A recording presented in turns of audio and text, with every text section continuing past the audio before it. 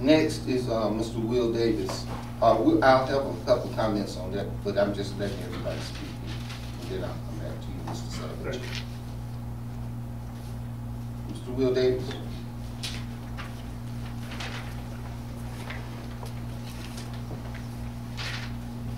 For those of, thank you, Mr. Mayor. For those of you who haven't seen this week's Commonwealth Progress, there's a letter to the editor pretty much disparaging the Energy Board,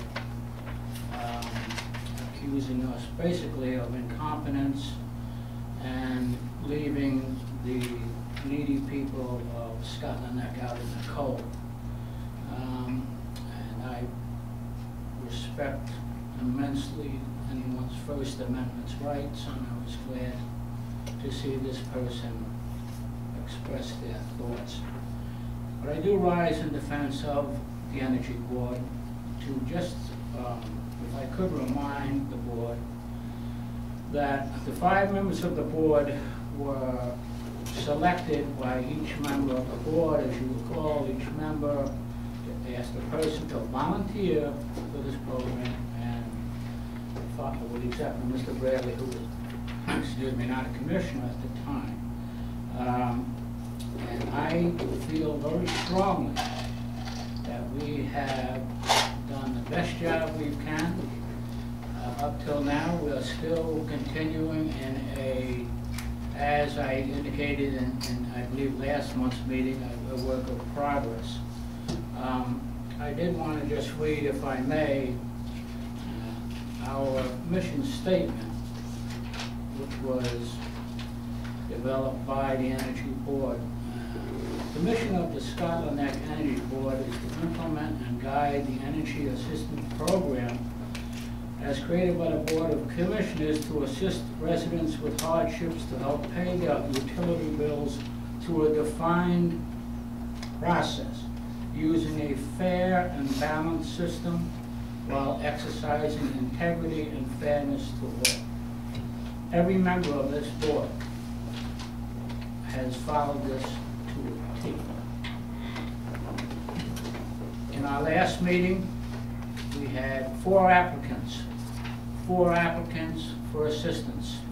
Each and every application was filled out incorrectly in spite of help and guidance from the town office.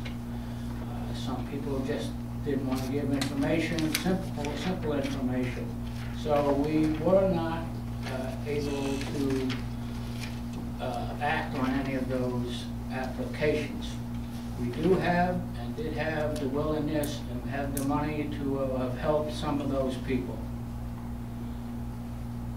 The Energy Board. All right, your time is up, sir. Thank you.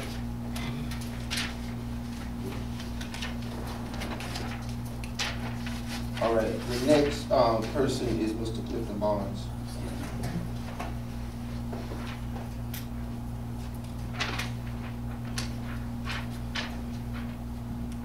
Mr. Mayor, for the last 4 months, I've been cramping my brain to bring the AANA group back to town.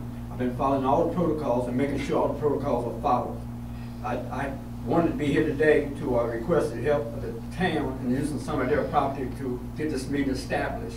But today I'm not totally ready. I didn't get the registration from the World Society, World Service Organization, and the General Service Organization, which we have to be registered. I've filed for registration already, but I needed city support. And basically, I need the use of a building, but I'm going to present a presentation, and I want this to be tabled to the next board meeting. And I will provide each member with a copy of the presentation so that at work we're up against what I'm doing, so we can follow the proper protocols, and we can be recognized by the 2 organizations I just named. And I definitely need the city help to support it. Thank you. Thank you, Mr. Barnes. Appreciate it. What organization is it? That's AA and NA. Alcoholics Anonymous. And Narcotics Anonymous, IL team, the whole 9 yards. And when he approached me, and he approached the town administrator about some, place that they could, meet, even if it's just for their initial meeting. But he's just seeking that kind of assistance, and of course, we do know that we have a problem here in Scotland Neck. So that's what he's approaching us about. And he's not really approaching us at this time, he's just letting us know that he's coming.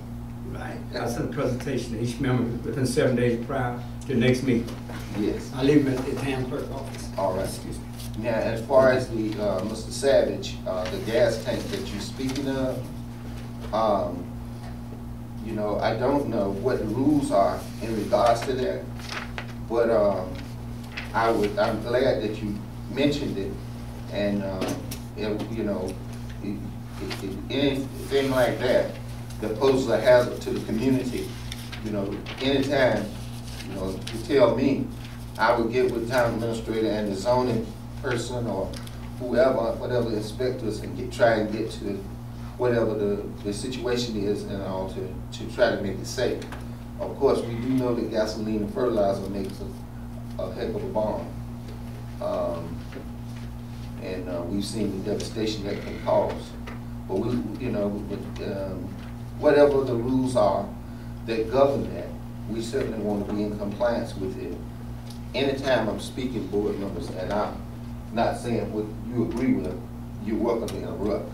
But I think that the board wants to comply, and the town wants to comply with whatever the laws are, and we want to make the community as safe as we can.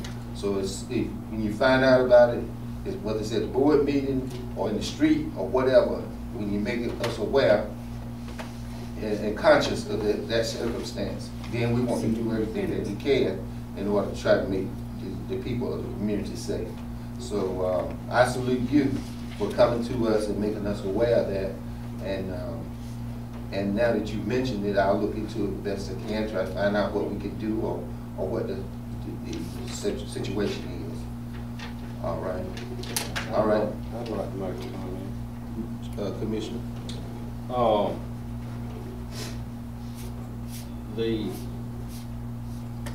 We checked with the zoning committee, the zoning board, the zoning statutes, and the property is properly zoned.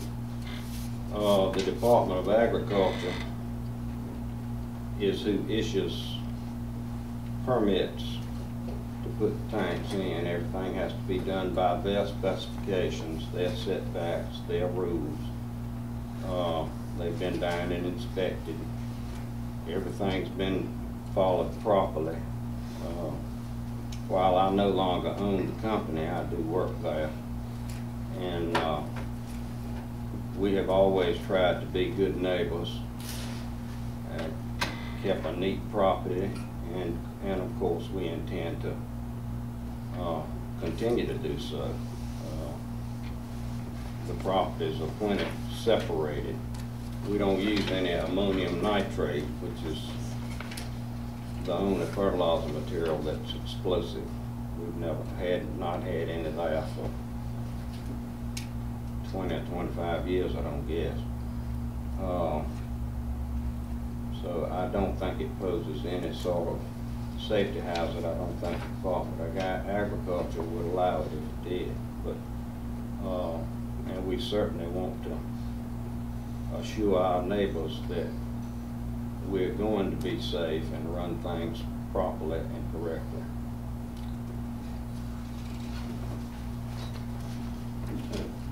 Anybody else have anything on that? I do. Yes, sir. I don't know about the, as far as what you mentioned about the fertilizer and the gas and all, but I know myself, I always thought that place was a hazard.